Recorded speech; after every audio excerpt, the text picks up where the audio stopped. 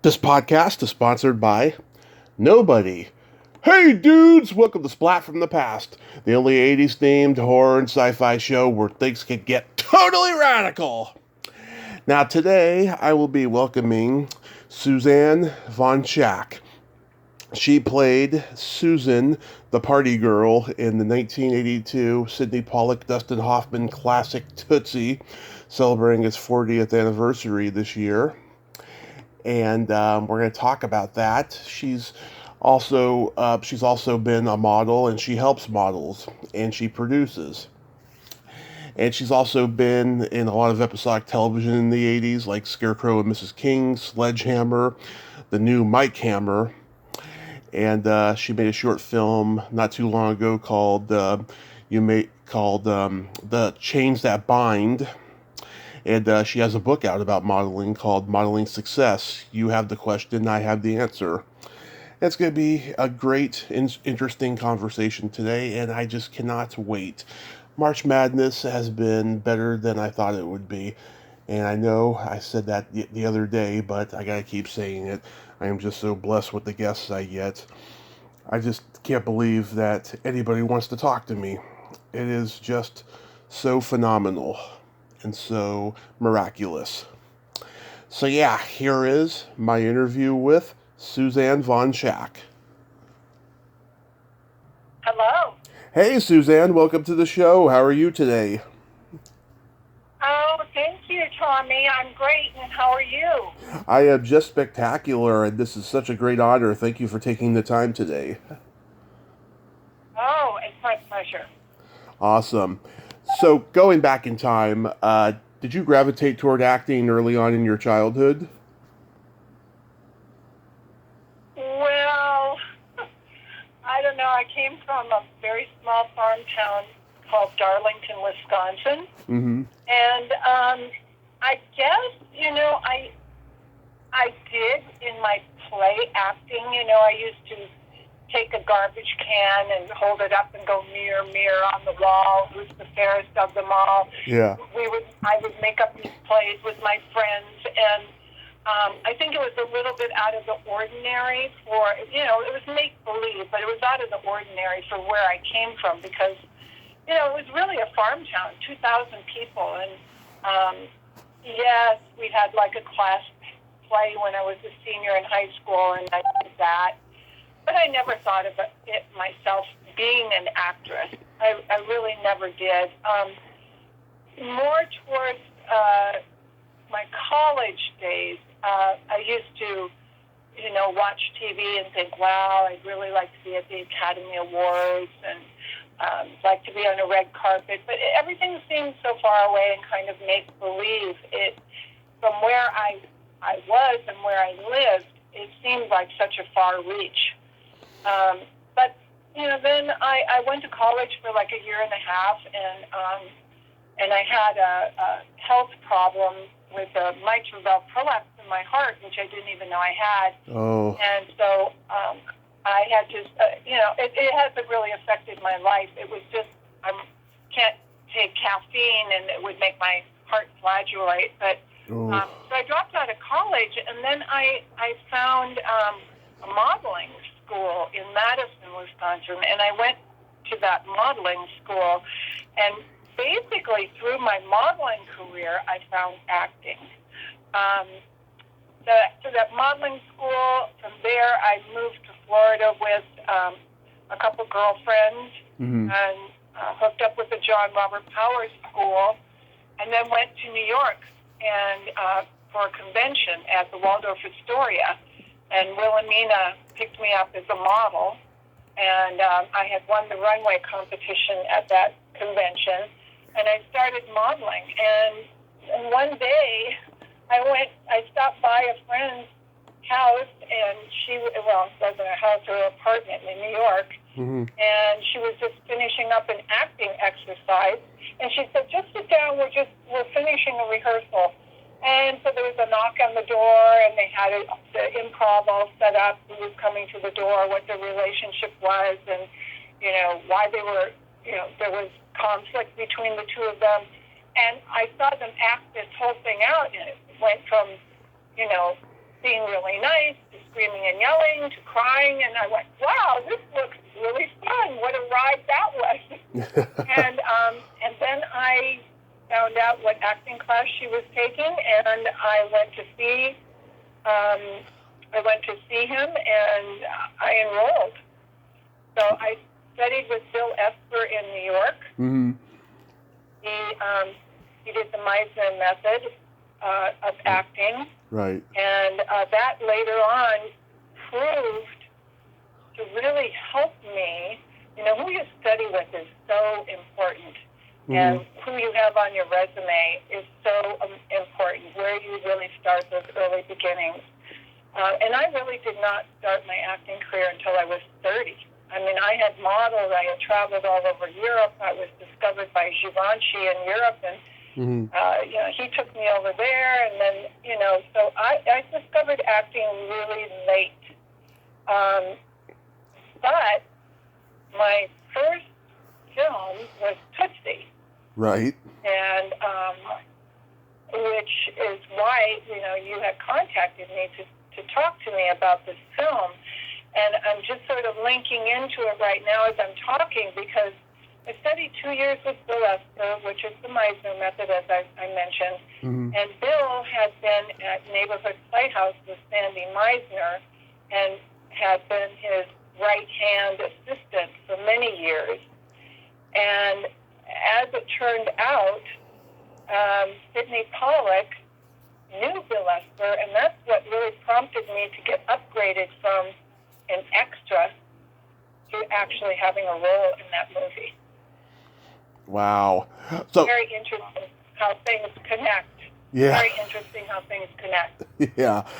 And the story, can I just keep going, or do you want to ask a specific question?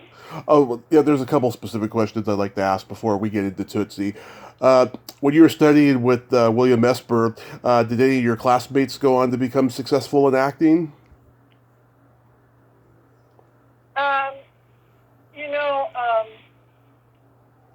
Oh my goodness, why can't I think of his first name? Jeff Goldblum was Bill Esper. Joanne Barron, who is here in California, she was my first acting teacher. So what happened was I came in the middle of, I was so propelled after I saw my girlfriend do her acting exercise. I said, I went to see Bill, and I said, I want to start. I said, I'm just like, this looks like this is where I belong. I need to expand what I'm doing out of the modeling, and this is just what I want to do. And he goes, well, it's the middle of the year. I don't take people in the middle of the year. Mm-hmm. And I said, well, I travel a lot, and I've got this downtime, and I really want to start now. And I was so driven. He said, I actually have another student at Rutgers University that wants to study here in New York, and he's transferring out of Rutgers, to go right here in New York City. And he said, my assistant, so, Bill was an assistant to Sandy Meisner, and so Joanne Barron was an assistant to Bill Esper, to William Esper.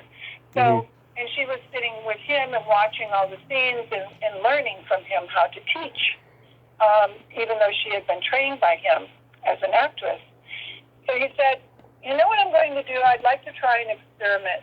He said, I want to put you and David Longinati was his name. I want to put the two of you together, and you're going to study the first year improv class with Joanne Barron. And he said, you're not going to see anybody else's work. He said, I am not so certain that seeing other people's work and their mistakes is really, and their triumphs is really as important as just learning the work. Mm-hmm. And he said, so I want to try an experiment and see how you and David do without seeing anybody else's work. And test Joanne's skills as a teacher. So I studied with her the first year, and the consensus was that it may be better not to watch and to do private classes and not to watch all of the work of everybody else. Mm-hmm. Because we soared through it. And he was impressed. But, it was really Joanne. Joanne is a great teacher. And she has a school out here in L.A. Right. She doesn't, it's D.W. Brown, Joanne Yep. Barron and D.W. Brown Right. studio in Santa Monica. But she basically she only does a master class now. And, she taught Halle Berry. I mean, the people who've come out of her school is phenomenal. But, she was really mentored by William Esper. Mm-hmm. So to answer your question, yes, there were several people that came out of William Esper that did very well, but Joanne Barron maybe had even more stars that have come out, and she actually just coached. I'm still, Joanne does a great thing. She's in touch with everybody who's ever gone through any class with her, and she has kept that roster up.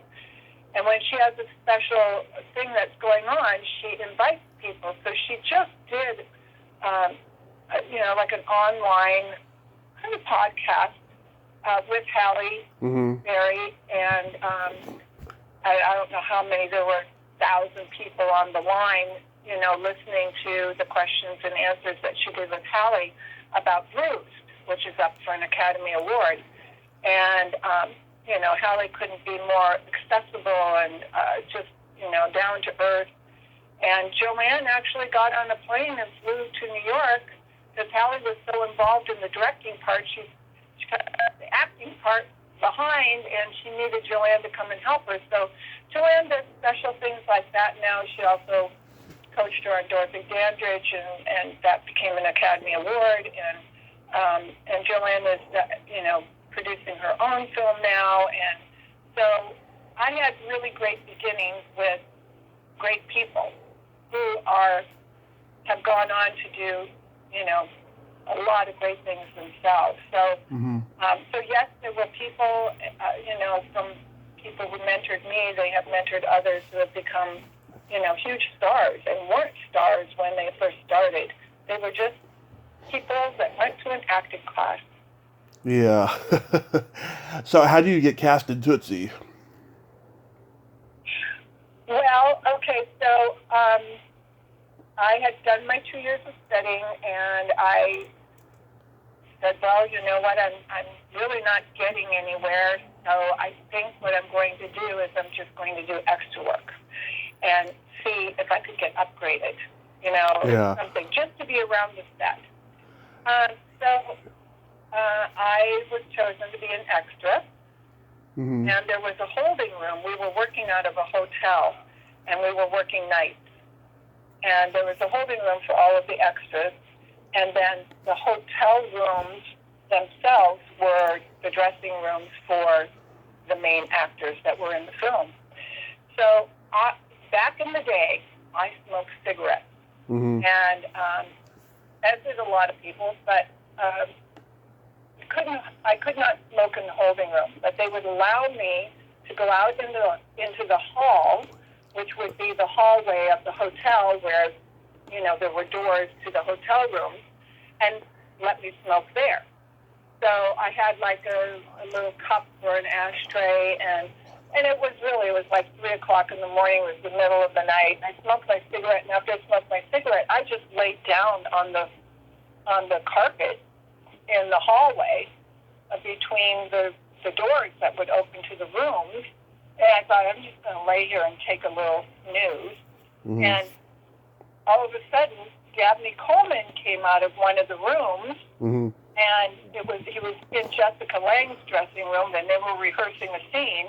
Well, I didn't know that. And he almost tripped over me because I was laying down, and I startled me, and I looked up, and I go, I'm sorry. And he goes, no, wait, wow, you're really pretty. What part are you playing in Tootsie? He said, I thought I knew the whole cast. And I go, I'm not, I'm just an extra. He said, you're kidding. He said, well, tell me about yourself. Have you studied acting? And I said, yeah, I did 2 years with Bill Esper. William Esper? I said, yeah. He goes, well, I know Bill. He said, and so did Sydney. He said, we were at Neighborhood Playhouse, and he said, and, we all knew Bill. And he said, in fact, I think Sydney was teaching for a while at Neighborhood Playhouse for Sandy, and I think Bill was one of his students. And I said, really? And he said, yeah. And I said, well, I'm just beginning. I started really late. I found acting really late. I've been a model, and I've done a lot with my modeling career and traveled all over Europe and, done very well. And anyway, we had a nice little chat, and he said, well, look, I got to go. He says, maybe I'll see you later. And off he went. I went back in the holding room. Well, then we got released at something like 5 in the morning with a call to come back at 11 at night or something the next day. And, basically we didn't do anything that day. The extras didn't really do anything. So I came back, and I'm in the holding room, and an assistant to the director comes down and says, where is the girl that was talking to Dabney Coleman last night? And I went, oh, no, oh, my God. I'm going to get fired. I should not be fraternizing with the main actors, and I was smoking in the hall. I was Yeah. and then he said it again, and I raised my hand very slowly, and I said, it was me. I'm really sorry. I was smoking in the hall. I know I probably should not have been out there, and I shouldn't have been talking, Please, I'm really sorry. I want to be here. He goes, no. Come with me. Sydney Pollack wants to meet you. And I was just like, what? And so I went with him, and we walked up the stairs one flight. We took the stairs, not the elevator. We went up one flight, got upstairs, and that was the set. It was, like a suite. And so Sydney Pollack is standing there, and Dustin Hoffman is standing there. And Sydney Pollack says, hi, what's your name? I said, Suzanne von Schaack. And he said, Dabney Coleman told me he was talking to you last night. And I said, yes, he was. And he said, so how long did you study with Bill? And I said, 2 years. He goes, okay, fine. He said, I taught Bill for a while at Neighborhood Playhouse. And he said, so I know you know how to improvise. I said, yeah, well, the whole first year is improvisation. And he said, well, I'd like you to meet Dustin Hoffman. I was dying, Tommy. I was dying. I couldn't believe this was happening to me. Yeah. So Dustin Hoffman goes, hello, how are you? And I said, well, I'm fine. It's so nice to meet you. Meanwhile, I am just like, my eyes must have been like huge. I just couldn't believe this was happening. Yeah. And he says to me, look, we don't know what to do with this scene. He said, we don't want to go back outside the cast. It will just take too long. So the scene isn't working. And when we were rehearsing it, Dabney said, he said, we need a girl. We need another actress here to do this part at the bar or something, to break this up, because it's just the script, the way it's written, it's not working. And Dabney says, I got the girl. And he said, he told me about you. And that you knew Bill. Well, we all know, Dabney and I know Bill. Dustin doesn't, but, and we would have great respect for him. So you're the girl. And he said, so here's the setup of the scene, which he explained to me. And he said, somebody's going to take you down to Dabney's dressing room. He knows the setup of the scene, too. You guys improvise it, and we'll call you when we need you, and you'll come up here and you'll do the scene. And that was how I got the part in Tootsie. I always say I got my first part lying down. Yeah. I love it. So you must have been super excited to be in a huge movie with all these icons. Oh, I was just like, it was like I stepped into good luck. Yeah. Nothing, I was studying, it was hard to get an agent, and all of a sudden, and of course I didn't know that Tootsie was going to end up being one of the, raved movies of all time, and used as a tool to teach in schools about film, about writing, script writing, and about production, and about character acting. I don't think any of us knew. Mm-hmm. None of us knew. And then another great thing that happened on the set of Tootsie was that the third night that I was there, we had rehearsed the scene, but it wasn't shot. So we rehearsed it, wasn't shot. And that night, the third night, was going to be the shooting of it. And so that third night, Dustin called me into his dressing room. Mm-hmm. So all of the dressing rooms were hotel rooms, as I told you. So all of us, the extras, the main actors, were all on that one floor, and then they just went up the steps ran up the steps and worked, because it was one floor up. And so, everybody was so nice to me. So Dustin called me in while he was getting his makeup done, which, took hours to do. And he just, he said, do you have a resume, a picture and a resume? And I said, yes, I do. And he said, I was very impressed with your improvisation skills when we rehearsed. And he said, that's what he does. Dustin likes the improv. Yeah. He's been touted as difficult to work with because of that, because some writers and some directors don't like that. They like to, really stick to the script. Yeah. Dustin always stuck to the meaning of the script, but he also liked it to be fresh. And so he might do a take where everything is just to the script, and then the next few takes he wants to mix it up a little bit. And there are a lot of things that can happen if you've got somebody who knows how to play that with you and has those quick instincts. And that's, what I learned doing the Meisner method, with Joanne and Bill. It's your instincts and quickly responding in the moment, truthfully, and many times it's better than what's on the page. And the meaning still comes across, but sometimes it's better than what's on the page.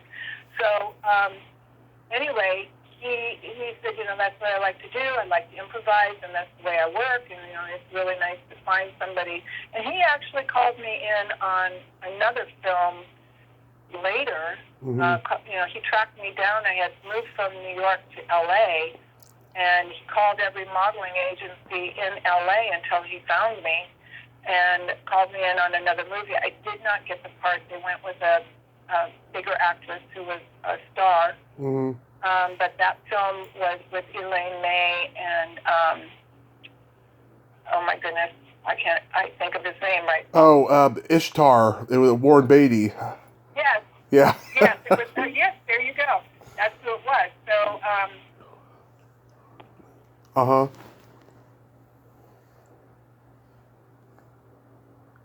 With Warren Beatty and Dustin and Elaine May, and they, like I said, they ended up going with another actress, but he did. So I had a lot of things that came out of Tootsie, and Dabney Coleman and I are still really good friends. Oh, that's really, good. Really good friends. How's he doing these days? He's 90 years old. Yeah. Sharp as a tack. He worked a couple of years ago, before the pandemic. Mm-hmm. He did Yellowstone. Uh-huh. But he's up there in age. But he's still works out. He spends most of his time at home, Mm-hmm. especially because of the pandemic and not wanting to catch anything at that age. But yeah, he's still living at home, and he's got his wonderful kids, and yeah, he's not. Nobody was working for 2 years, so I don't know how. Before the pandemic, I know he was working. Right. Yeah. Oh, that's good that he's doing well. So did you see anybody else on the set, like Terry Garr or Gina Davis or anybody? Yeah, well, Terry Garr, then also, no, I did a scene with Terry Garr. It was after the scene at the bar, then I walked into a room that they had all of this food and everything. It was, all set up, to look beautiful like a smorgasbord kind of thing where you go through and get food. And I had a little scene with her. That actually got cut out of the movie, so that was not used. Also, very, very nice person. Very, very nice. And Yeah. it was all improvised. That was all improvised, too, because they really didn't know what to do with that section of the movie because my scene was just before Dustin went out to the patio and Jessica Lange throws the drink in his face. Yeah. And she doesn't realize, who he is. And they just, to make that whole scene work, they just didn't know what to do. So they had Dabney walk into the scene. I was at the bar. You don't remember who I am, do you? Oh, I thought when I was walking across the room, maybe it kind of set him up as a philanderer, which he was in the movie. And then Dustin is standing there listening to everything. And then he ends up going out and sees Jessica. And when he goes out to do Jessica, I go the opposite direction. And that's where my scene was with Terry Garr. So they cut that out. Who else did you ask me about? Gina Davis. Gina. Yeah. Well, Gina and I were modeling together. So Gina and I knew each other before the film. Mm-hmm. So we were both, I had been with Wilhelmina, and then I had moved on to Zoli Agency before I went with Ford. And she was with Zoli as well. And so she had gotten cast. I mean, she was auditioned and submitted an audition for the role that she got. Gina and I used to ride the bus. We'd go to the same castings and we'd ride the bus, uptown from downtown. And so we knew each other. Mm-hmm. And we had worked together on a couple gigs, modeling gigs. So we knew each other. We did not work the same day on the film. Mm-hmm. But funny story about her is that it was her first film also. Yeah. And she, so cut to the 30th year anniversary of Tootsie. They had restored the film, and they showed it at the Orpheum Theater. Mm-hmm. And Dabney has macular degeneration, so his eyesight, he can see a little bit, but it's gotten worse, progressed worse over the years. But so he asked me if I would go with him, and of course, as soon as you get out of a limo where it's nice and bright, and you go into this dark theater, he had a hold of my arm, and I'm kind of guiding him where he was going, because the eyes, especially when you have macular degeneration, they don't adjust like our eyes. And Gina was there, and they were going to do an interview on the stage, and which they did, and it was great. So I got to see her again then. I haven't really seen her since then, so it's been 10 years. She's invited me to a couple of her CJing, the events for women. Mm-hmm. And unfortunately, the couple times that she has invited me, I've been working, so I haven't been able to go. But, Gina and I've known each other throughout the years. And, of course, she's gone on. After that movie, after Tootsie, Dabney actually cast her in Buffalo Bill. Right. And that is what really put her over the top, was the Buffalo Bill, because she really got to be seen more as an actress, and it was an ongoing television series. And then from there, she went to Family Ties, and then, the movies. And, yeah, she's had a great career. Yeah, then she studied at, so she studied again. I mean, when you track people, and this is what I tell young people that I work with, say, find a star, track them, find out where they studied, because I said, all of us who have worked, we all have taken the same path. And so the shortest distance between 2 points is to find what a star actor or actress, where they studied, and then just watch. So Gina, when she moved from New York out here, she went to Playhouse West, which is Bob Carnegie and Jeff Goldblum formed that school. And it's in North Hollywood. And Jeff, of course, has studied with Bill Esper, and Bob Carnegie also had been a protege of Sandy Meisner's list. So Sandy, when he got throat cancer, he came out to California to live, and he had some classes, and Bob sat beside him and learned how to teach from Sandy. So Bob was younger than Bill Esper. Right. Okay, so when I got out here, of course, I started nosing around too, like, where could I study? And Joanne had a class, so I worked with her. And then later on, she moved her classes over to the west side, and I didn't live over in that area, so I ended up going to Playhouse West. I got married, I had a child, I stopped acting, and then, the marriage didn't work, and so I said, well, maybe I'll go back to acting classes. And so I went to Playhouse West in the Valley, because I lived in the Valley. And, Jeff was there, but Gina went on to have her career. I mean, Jeff helped her a lot. Jeff Goldblum helped her a lot. Right. They met, they worked on Beetlejuice together and a couple other things together, and then they ultimately got married. Not Beetlejuice. So, Earth Girls Are Easy. Earth Girls Are Easy and The Fly and Transylvania 65000. Those were the 3 movies they did. Yeah, so Yeah. her career kind of, went from Tootsie to Dabney, and she was then studying at Playhouse West. She met Jeff. Jeff, of course, had been working. He wasn't as big a star then as he is now, but so then they got married, and then so somewhere in there, so I ended up getting married, and I had a child. I had a daughter. The marriage didn't work, and I eventually went back to a class.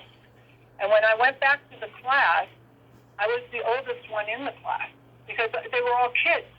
It's all the young people. But I went back to kind of, and Bob said, well, I don't care if you've done work, and I don't care if you've studied 2 years with Bill in New York.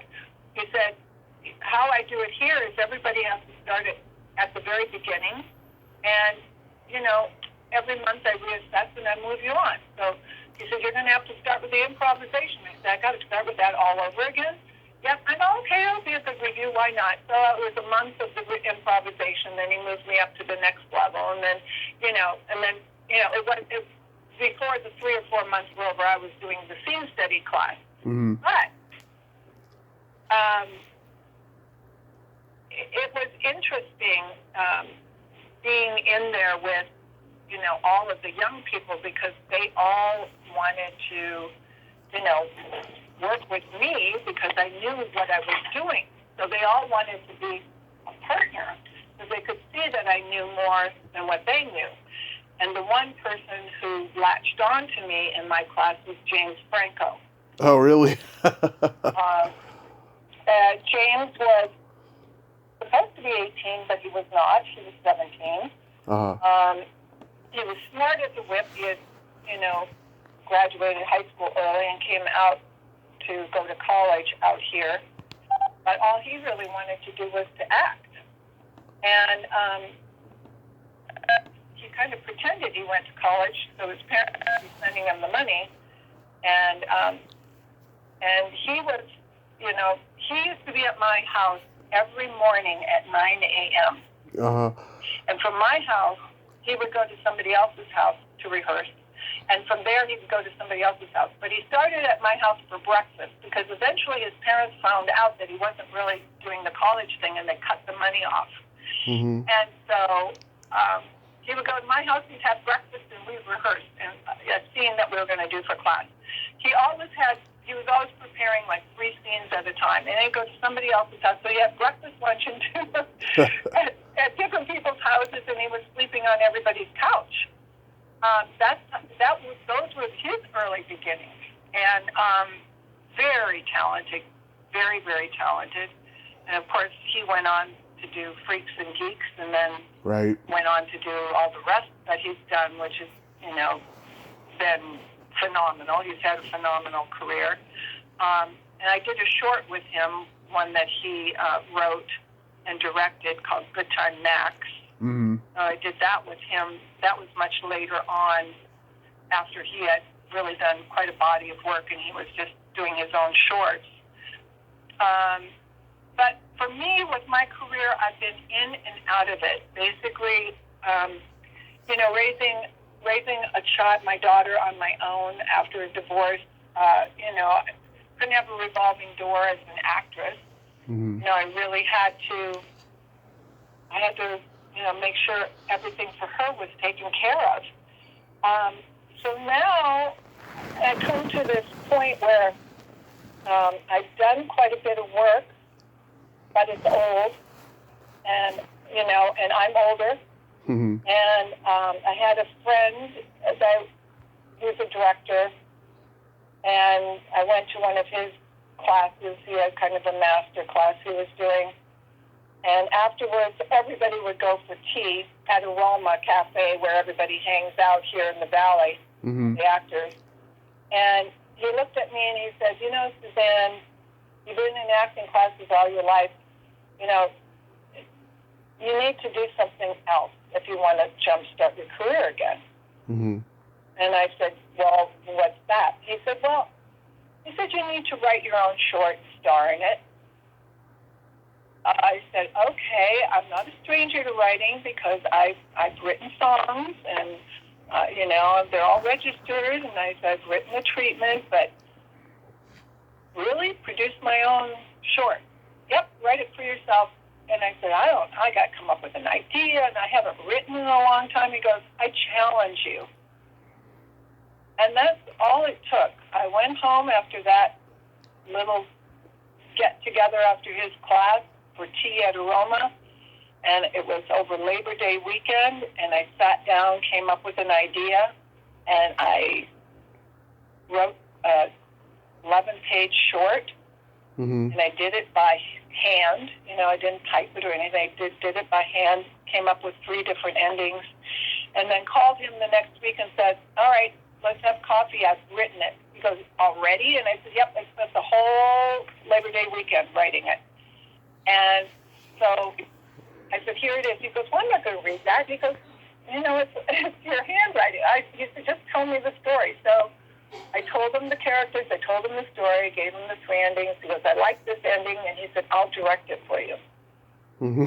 And a month later, we already had registered everything with Screen Actors Guild. It was a SAG movie, cast it, and a month later we were shooting it. And that was in 2020. 2019 was when I wrote it. So there was a film festival in 2019 at Culver City. I would put it, all the best film festivals in LA accepted it. And it won Best Dramedy Short, Best Romantic Drama Short, Best Chick Flick. I won Best Actress in Vegas for it. And it just went on. And then the director said, we've had so much success, I think that we should enter this for a Telly Award. I said, are you kidding me? I said, first of all, I only did this film to get new film on myself so I could get an agent, okay? Yeah. Update my reel. And I said, and then you suggested film festivals. And yes, all these great things happened at film festivals. I wasn't expecting that. But now you think a Telly Award? I said, come on, Johnny Carson, he won like 20 of them, and he never won a silver. He always won a bronze. And I said, NBC, CBS, they all do go to the Telly Awards. He said, let's just do it. He said, submit and see what happens. So I submitted, and I'll be damned if in 2021 my film won a silver Telly Award. That's wonderful. And it's really, really, it was my first film that I've ever written, and I mean, it's really everybody in the business, it's the Oscars, the Emmys, the Grammys, the Tellys. Everybody recognizes it as a sign of excellence in the business. And so I have kind of resurrected my career in a different way. And I've written now the second part of the trilogy. So right now I'm going for a trilogy, but I may make it into a full film. But I've written 17 more pages, which continues the story and continues the characters' growth and life. And this part will take place in New York, even though I'm shooting it out here. It's supposed to be in New York. And I'm shooting it, it's all cast. I'm shooting at the end of April. Oh, that's and awesome. And then it will go out to film festivals again. And and then I shot a short film the end of July. Was not my film. It was somebody else's that asked me to be in their film. And I went to the screening, but, I've also produced fashion shows. That's the way I make a living, other than, the acting. And I couldn't make it because I had rehearsals the next 2 days, and I was just stretched to the max, so I couldn't go to the award show. And the director calls me and says, "You won Best Supporting Actress." I said, "What? Oh, come on. You're just pulling my leg because I couldn't go to the award show." He goes, I said, "Send me a picture of it." So I just won Best Supporting Actress at the Golden State Film Festival, which was held at the Chinese Theater. And that was for a film called Beyond the Veil. So I've got Best Actress for my film, The Chains That Bind, and Best Supporting Actress for somebody else's film called Beyond the Veil. And I'm in pre-production to do another film of mine, a continuation, and the continuation is called The Wonder of Love. So it's been really an interesting journey how life kind of leads you around. And I never thought of writing my own film. I never thought of, doing film festivals and doing all of that, or producing. And now I'm starting to think that the next one I'd like to direct. So you just don't know. It's like you learn all these things along the way. Your acting classes, your singing classes, your dance classes, all of these classes that you've taken, and all of a sudden, it all culminates. Everything that I have learned that has to do with dramatic art, I use in my fashion shows that I produce. They're all themed, and I pull all the content for the screens, and I choreograph all of the models and pull the clothes. So it's my vision, of the theme show. I just did one called Alice in Wonderland, and it updated, of course, but it tells the story of Alice in Wonderland through the visuals and then the music that you use and the modeling with the clothes. So I've made that an art form, and I've been doing those shows for, about 20 years now, and the same clients over and over and over again. So, along the way, I've reinvented myself several times, but I've always stayed within the entertainment business. I noticed, too, you did a couple movies with Fred Williamson.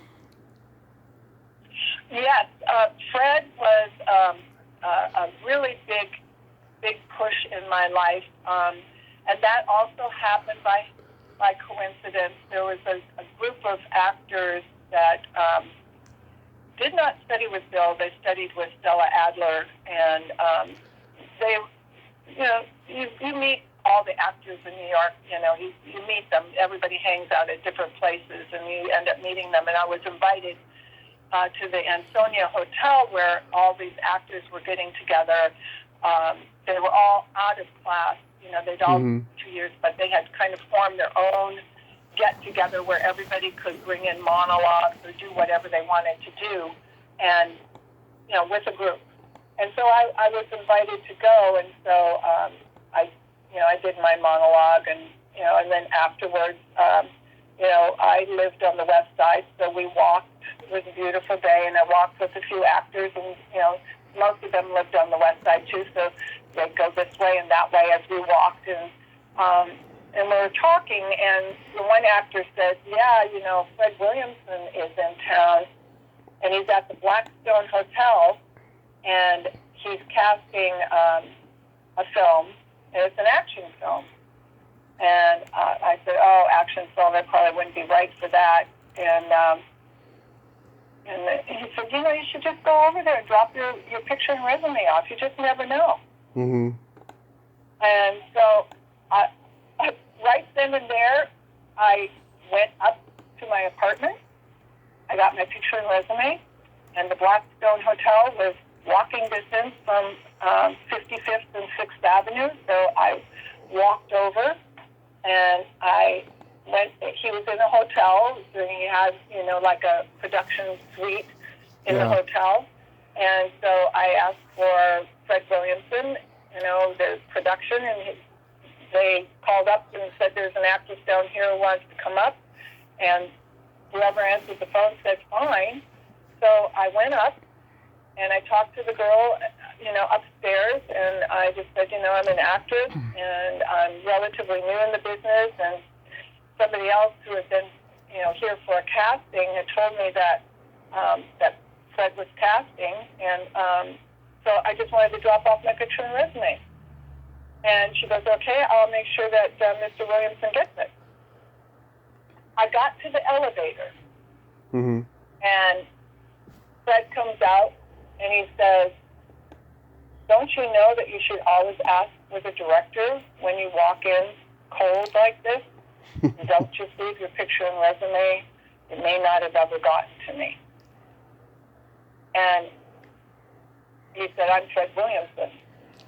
And I said, hi, I'm Suzanne von Schaack. And he said, well, come on in, let's sit and talk. So I went in, and we sat down, and we talked, and he wanted to know, where I'd studied and what I'd done. And, I really hadn't done Tootsie yet. I had not done Tootsie yet. And so he said, well, there is, it's about boxing, this first film that we're doing. And it's called The Last Fight. And he said, it's more than an extra part, but it's kind of like an extra part. He said, since you're so new, he said, it's really about mostly guys, So he said, but how would you feel about being a ring girl? And I said, I just walk around the ring holding up a card saying it's round 2, round 3. And he said, yeah, I said, fine with me. I don't mind. I'll just be on set as long as I'm on set. So I started with him as a ring girl. And then, and that was in New York. And then when I moved to California, obviously I contacted him and told him that I had moved here, or I had come out for pilot season, first of all. I came out for pilot season, and I did The Young and the Restless. I did Scarecrow and Mrs. King. What else did I did? Something else. I can't remember. Oh, Sledgehammer? I did a pilot. And you did Sledgehammer? Sledgehammer was a little bit later. Okay. Yeah, that was a little bit later. That was after I moved out here. So then so I went back to New York. I sold everything that I owned. And my apartment, they wanted to make it into a condo, so I made a deal with them to get a chunk of money, not to, sublet it, because I could have sublet it. So I got a chunk of money. I just said, I'm done with New York. I'm going to California. I loved it out here. And so they gave me a chunk of money, which allowed me to get a car, get set up in an apartment, and I was done with New York, and I was on to California. Then I did Sledgehammer. I did Dallas Dynasty. I did, and then I went on to do 2 or 3 more films with Fred. Yeah. That, he, after I'd done Tootsie and done a few TV things, of course, he had much more confidence in me. And so I did Down and Dirty, The Messenger, and then we worked on Soft Target together with Dawn the Dragon Wilson, and I actually got Fred that part. Oh. Because Dawn's son went to school with my daughter, and it was in North Hollywood at a private Christian school, and I was the room mother. And so one day I just put my reel and my picture and resume in his son's backpack, and I said, "Tell your dad that I'm your room mother, and that I'm an actress, and have him look at my stuff." The next time I saw Don on campus, he came up, he said, "Oh, I looked at your stuff, and I'm actually in the middle of a casting," and he said, "I could really use you." And then, I said, "Well, who else is in the film?" And he said, "Well, it's an action film," and he kind of named, he was working with, the comedian, Andrew Dice Clay. Right. And he said, I'm kind of looking for some other action people. I said, "Do you know Fred Williamson?" And he said, "No, I don't, but I certainly would like to know him." He said, I did see on your reel that you worked with him." And I said, "Well, I can put you in touch." And he said, "Yeah, please." So I introduced the 2 of them, and then he ended up working on the film. And that's how this business goes. If you stand back and you do nothing, I made my own luck, really. I did an extra, worked as an extra on Tootsie. I didn't have this thing of, "Oh, well, I'm not going to do this or I'm not going to do that." Any chance I got to be on set or be around, people that I could network with, I was there. And so, and all of it was one step to another step to another step. And, what do you have to lose by saying, "Hey, your dad's got, filmmaker, here's my stuff, tell him," what did I have to lose? And as it turned out, I gained, Yeah. So. I met Fred Williamson about 6 years ago at a horror convention. He was such a character. He had this picture of him in the cast of MASH, and he told me to name every actor in that picture, and I did. And then I said to him, are you going to give me that picture for free? And he was like, "No." Yeah, that sounds like Fred. Yeah. We're still good friends. We're in touch all the time. He just had a birthday. His 83rd birthday. Wow. Doesn't he live in France or something? I don't remember. It's 80, he might be 84. But he's in great shape, He's plays golf every day, and, he's still athletic, and, he's not doing, he'd like to do his own movies, but he's been doing everybody else's movies. Pretty much lately. He hasn't really produced anything himself for a while. Yeah, doesn't he live in France or something? No, he has that on his Facebook, but he lives in Palm Springs. Oh, okay. I guess he's just trying to throw people off. Do you have a story about working on Sledgehammer?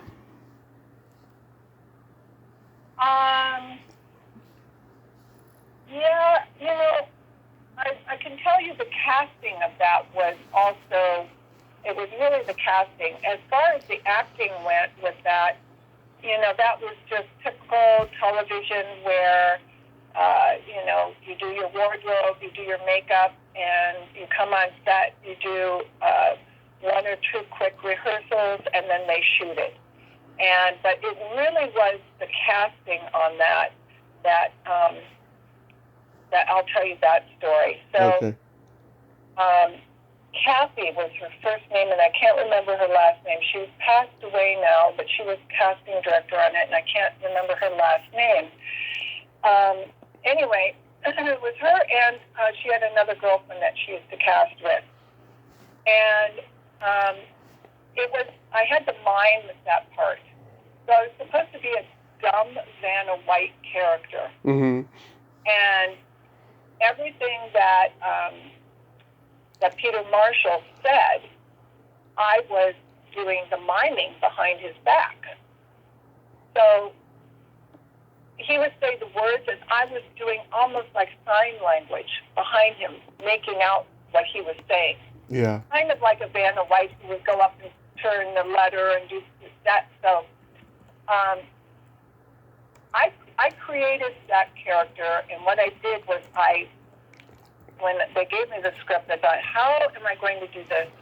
If I let them read it, it's not going to have the same timing and beat to what I'm miming. So what I did was I recorded Peter Marshall's part. I read it the way I wanted the beat to go. And then when I went in for the casting, they said, okay, Suzanne, we'll be watching you and we'll be reading. I said, no, would you mind, would you just do this for me? I have it on a recording here. And in those days, you were still using, the tape. So you put it in a tape recorder. Nobody uses tapes anymore.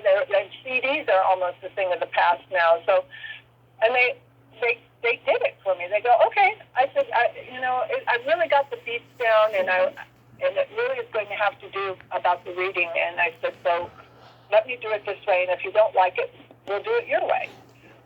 So I put the recording on, and I stood there, and I did the whole thing, acted it out, because I don't speak. It's almost like I'm deaf. And I acted the whole thing out, and then he goes, Inga, get lost. And then I pointed my finger, and off I went. And of course, the actors are standing there looking at me like, what am I doing, and who am I? But I was dressed, to look like his protege and a Vanna White character, and it was very funny. It came up very funny. And after I did it, they go, that's great. We don't need to see any more. And they laughed all the way through it, and I got the part. So, again, I took a risk. I kept taking risks. And through the risks that I've taken, every single thing that I've done has been a risk. It's pretty much. And, writing a film, putting it out there in film festivals, all of that was just a risk. Everything that, doing the audition the way I did the audition was a risk. But it's kind of taking control and having enough confidence in yourself to do those kind of things, because the auditions are really for you. It's your creative process that you want to show them. And sometimes you hit the mark, and sometimes you don't. Sometimes it's what they want, sometimes it's not what they want. Mm-hmm. But more often than not, for me, it's always worked out. It was Kathy Henderson and Barbara Hanley. They were the casting directors on that. Kathy Henderson. Yes, Kathy Henderson. Exactly right. I can't remember her last name. So long ago. Yeah. So, how about working on Scarecrow and Mrs. King? Was that a good experience? Yeah, that was a good experience. I, again, played, I'm very angular. I've got the high cheekbones, and I'm tall. Mm-hmm. So I get these kind of quirky parts, when I was younger. So that was a really good experience, too. I did have to do my lines to a tree while they recorded me, and I've never done that before. So in television, they work really fast, and sometimes if it's not, I work with all the lead actors in that scene. So all of the stuff I did on TV has always been with the lead actors. So, it's been always good to have on your reel, working with the top actors, and not just be sort of a fluff role or a waitress or something, So this role was with the two main actors, and it was supposed to be a costume party, like a Halloween party. And again, I played when I was younger, you know, blonde, tall, dumb blonde is what I got cast for. And so, you know, my line was, oh, that's funny. Or that's nutty, I think it was. Oh, that's nutty. You came dressed as a housewife. Really, she was just dressed as herself the way she would normally dress on a normal day, right? Mm-hmm. And I had these long things on my head, these, you know, and I had this extreme makeup on. And, of course, you know, they're looking at me like, you know, oh, yeah, she's really crazy. But then to do my close-up, which, you know, we did the scene, and then they did the turnaround close-up on the main actors, and then they had me go outside and sit, first they did it seated, and then they did it standing. So, but I had to, and then they had a second assistant do the close-up on me. And so they said, just say the lines to the tree. You know, so they said, we just want to do the turnaround shot and get the close-ups on you. So I did it there. I'd never done that before. You know, where I'm not really working with an actor, I'm working with a tree. Mm-hmm. So that was kind of interesting. But, you know, along the way, you learn a lot of different things, and you just do what you're asked. You were in a My Camera episode with Mickey Dolenz. Yeah, no, I did a couple of my cameras, and I had auditioned for a larger part. It was a much bigger part, and the room was, they actually had a real kitchen kind of made up for the audition and everything, and there were a lot of people watching, and I didn't get cast in that role, but I got cast as a secretary, and it was, my role was with Stacy, and with Stacy, he's such a professional actor. Mm-hmm. He always comes up on set, introduces himself, and then he turns around and he walks away, and then he comes back and he starts throwing the lines out to you without saying we're going to rehearse. Nothing. He just says the first line, and I just play back with him the next line. And just ping-ponged it back and forth. And we weren't even where we were supposed to be standing. And the director wasn't there, nobody. It was just us. But we were on, you know, waiting on set for everything to be set up. And then he says, okay, we're going to do it again. You're doing everything right. Don't change anything. It's me.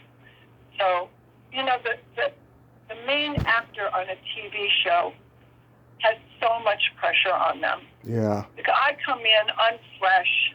I haven't worked the last 5 days, you know, long hours, you know, sometimes days, sometimes nights.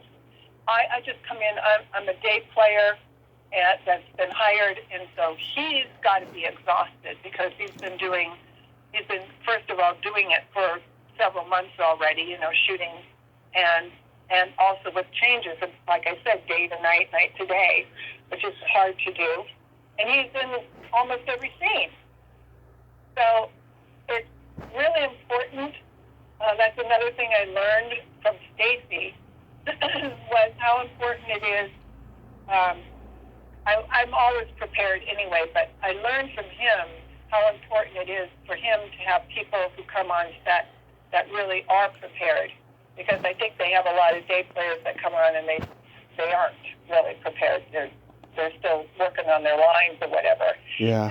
And the quicker he can work and get the scene done, he can go on to the next thing, and maybe he'll get home for dinner, like a late dinner, you know? Yeah. So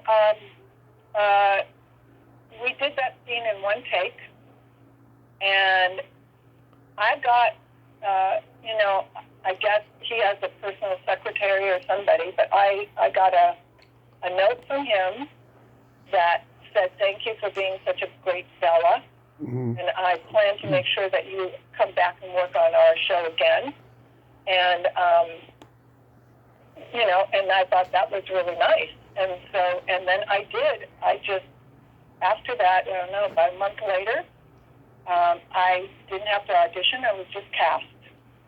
And they set me aside, and I memorized them and did them. And when I came on set, came up, said, "Nice to see you again." Turned around, walked away, came back, threw me the lines, and we did the same thing again. Except this one, there was glass that had breakaway glass that had to happen, and I was a bartender, and so there was a little bit of stunt stuff that happened in that one. And so,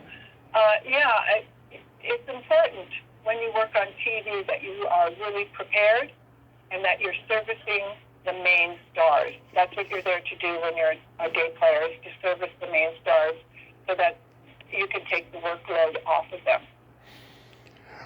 Were you in Woody Allen's movie Zelig?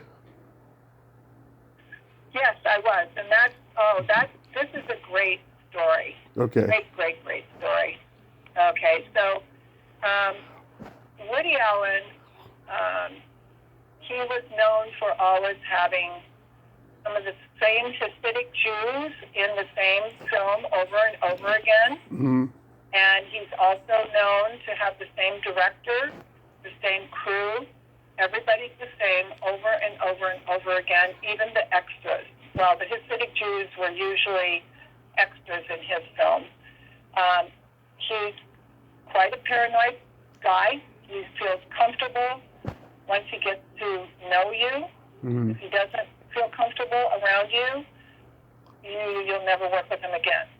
So this was just before I came to California that this happened to me.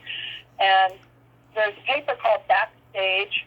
It's still around, but it's very popular in New York, much more than it is out here in California. And in Backstage, I would pick it up on a weekly basis, and there would be things in there like Untitled Project, Woody Allen, again, looking for extras, looking for these types of characters. But Woody Allen, you just never know what's going to happen. So I, it said when the date was and when to be there, and it was being held in a church on the Upper West Side. So I went. And when I went in, this was just a general casting, which doesn't really happen anymore. This was back in the day. So yeah. This was like maybe 1980. Mm-hmm. So it just doesn't happen like this anymore, especially since there's technology, and the submissions are all, and the self-tapes and everything else that's going on now. It's so different. But we didn't have that kind of this technology.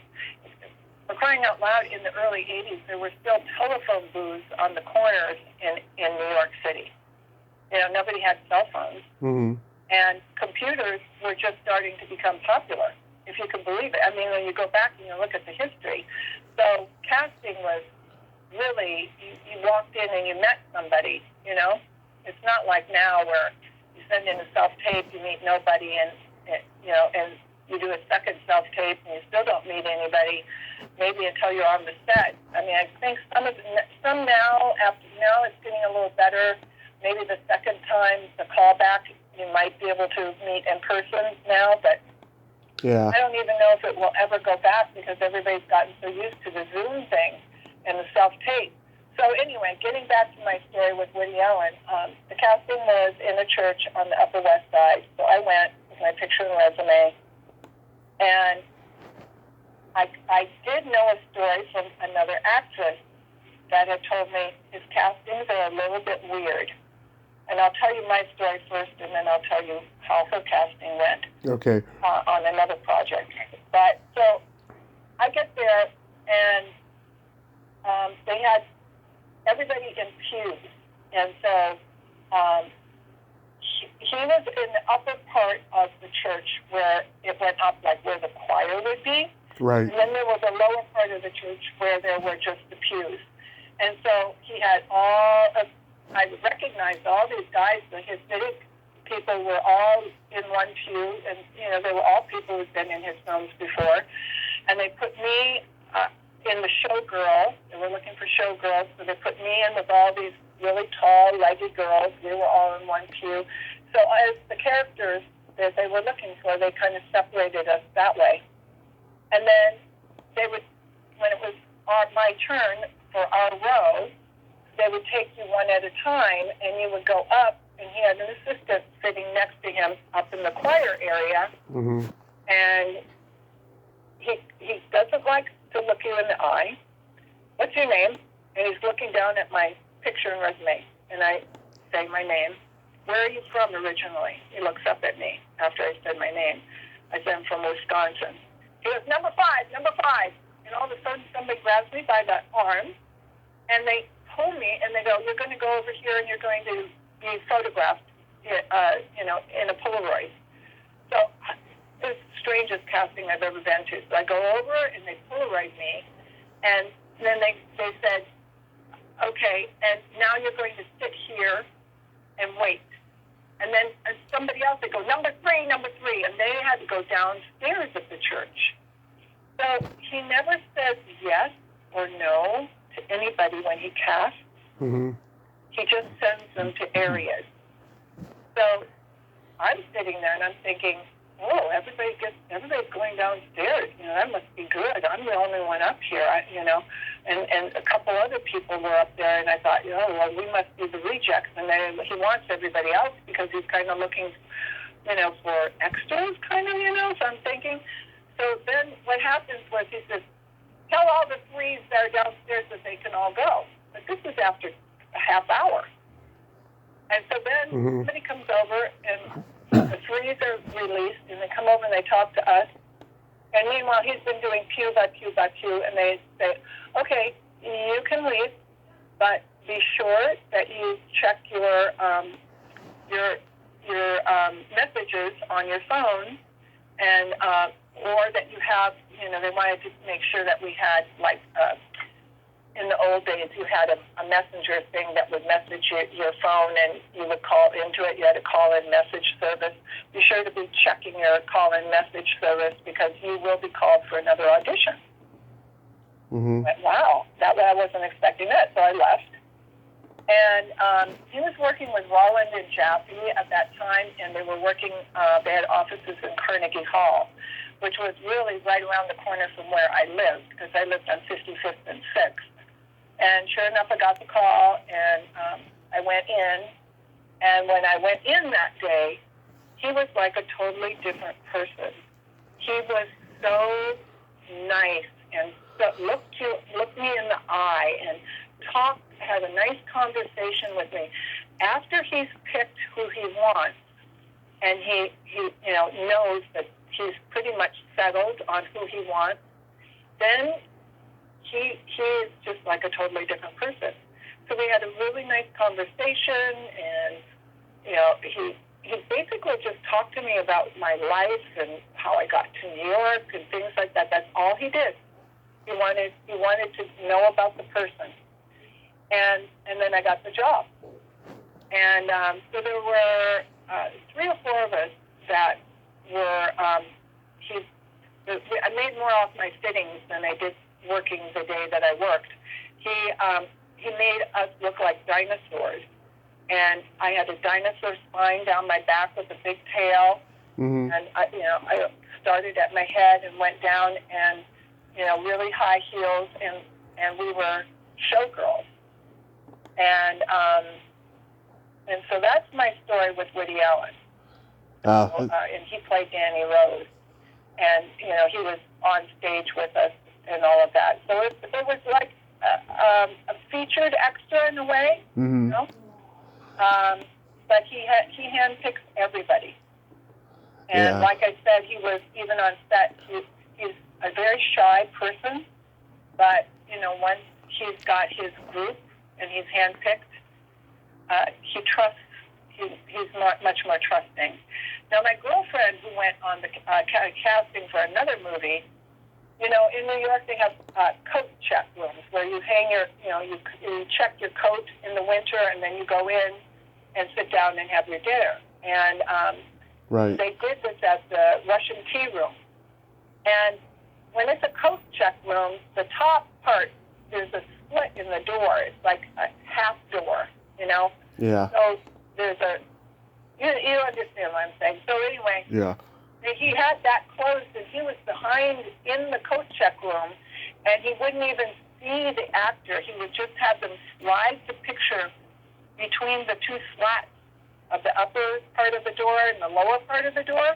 And then he would look at the picture and he would talk to them and listen to their voice and look at their picture and resume just like that. He never even saw them in person and chose them that way. Interesting. I love that. Very interesting, very bizarre. Yeah. I love that movie, though. And, you know, there's so many people out there today, you know, that are zealots in show business. I consider myself one of them. I've had a lot of amazing experiences.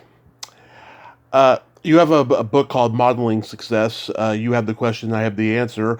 How's that book doing, and how long did it take to write?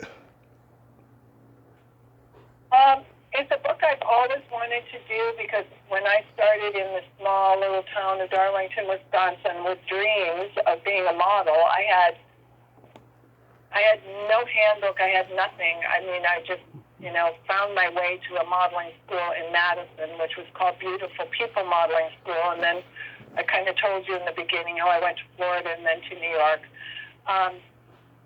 So I'd always wanted to write this book, kind of leave it as a handbook for parents and for kids that wanted to get into the business, no matter where they were in the world.